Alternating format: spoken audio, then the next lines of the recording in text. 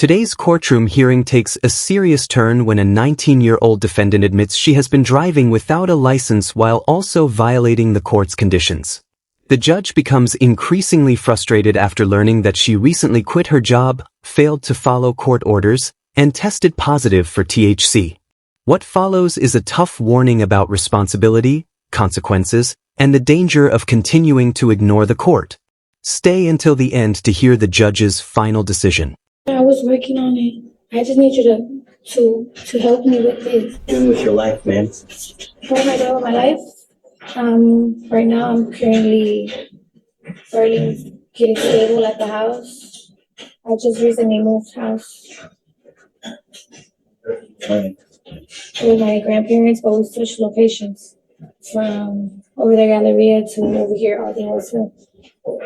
Still living with your grandparents? Yes, I'm the only one that lives with them. I'm the one that tries to help them out. Okay. How old are they? They are 65 and up. They don't need help. Are they ill? My grandma is. Hey, what do you do? Are you working? Going to school? I'm not working no more right now. I just recently left my job 2 weeks ago. Why? I told you to get a job, not lose a job. I already had a job when I had first seen you, but I left it because it's 40 minutes drive. It's a 40-minute drive away. I don't have transportation right now. So what have you been doing between now and then for the last 2 weeks? Well, I've been looking for a different job nearby, and I got an interview coming up on the 8th for Academy. I'm sending you for a drug and alcohol test now. What are you going to test positive for? For THC. Not going to go well for you, Mr. P. I should be there from the first time that we got arrested. So you haven't smoked since the last time you've been arrested?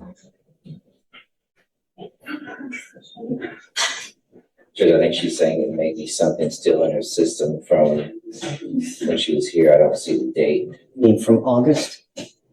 That's what, 60 days? Really? Really? Yes, sir. I'm sending you for a drug and alcohol test right now, Ms. Capatio. What I seem to think is happening is that you're not doing anything but smoking weed and doing nothing. That's not And right. that's not gonna happen. Really? We'll see. I'm sending you for a drug test now. You must come right back and we'll see what happens. Understand. Okay.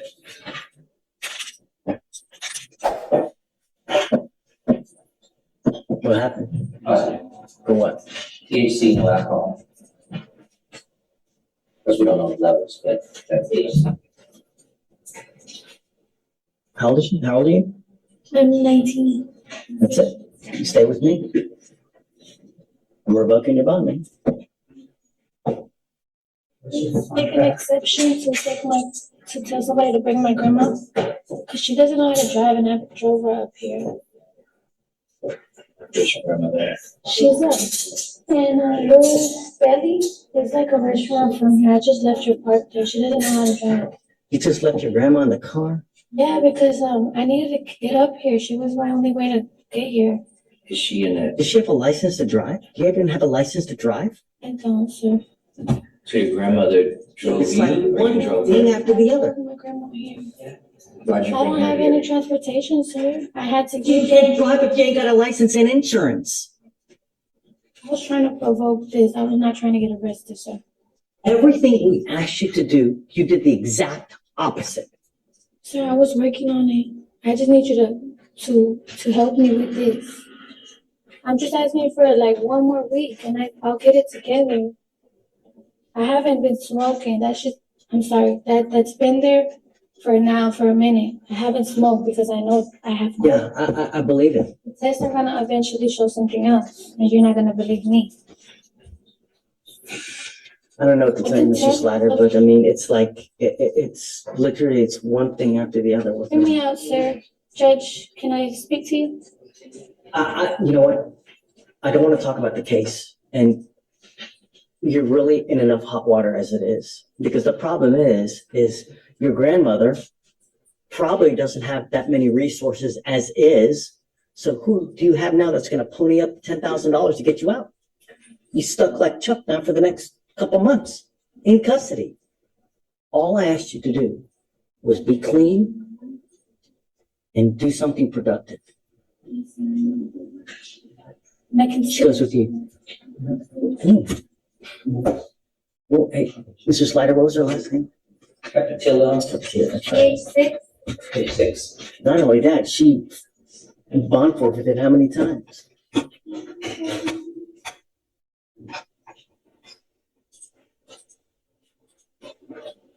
I don't know what to do. I really don't. I forgot what her primary has to do with.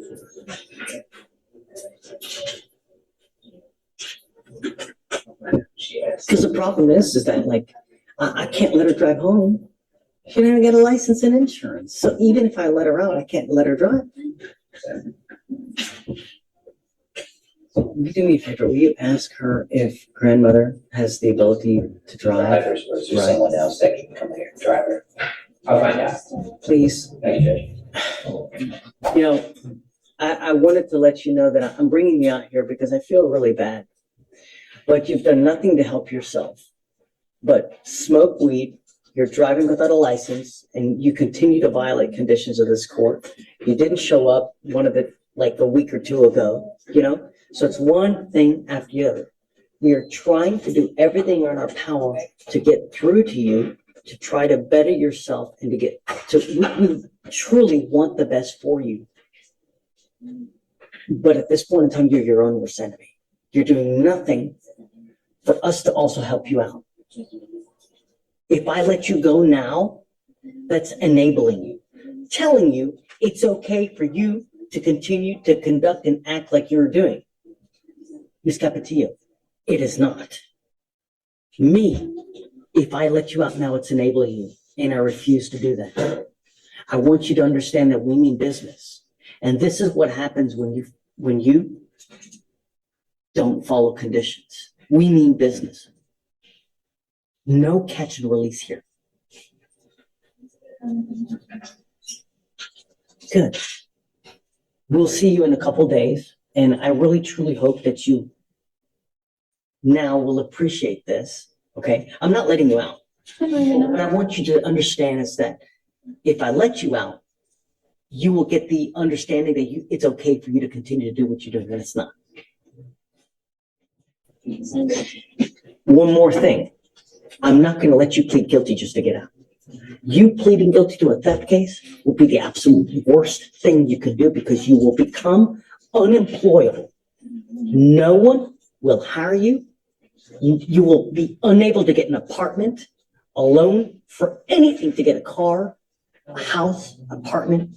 You want funding for financial aid for schooling for this, not with a theft conviction.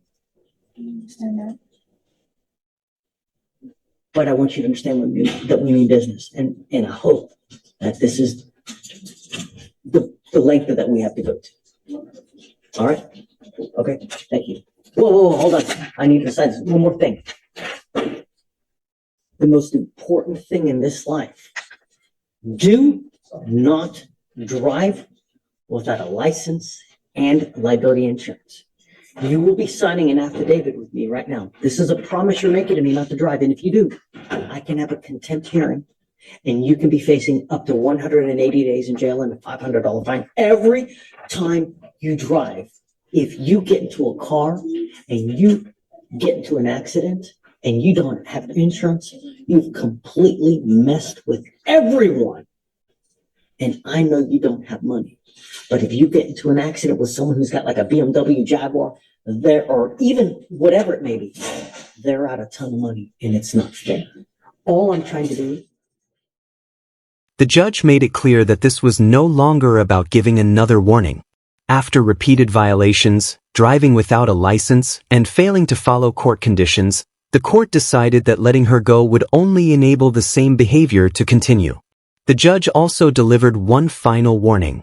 Never drive without a license and liability insurance. What do you think about the judge's decision? Was keeping her in custody the right choice, or should she have been given one more chance? Let us know your thoughts in the comments.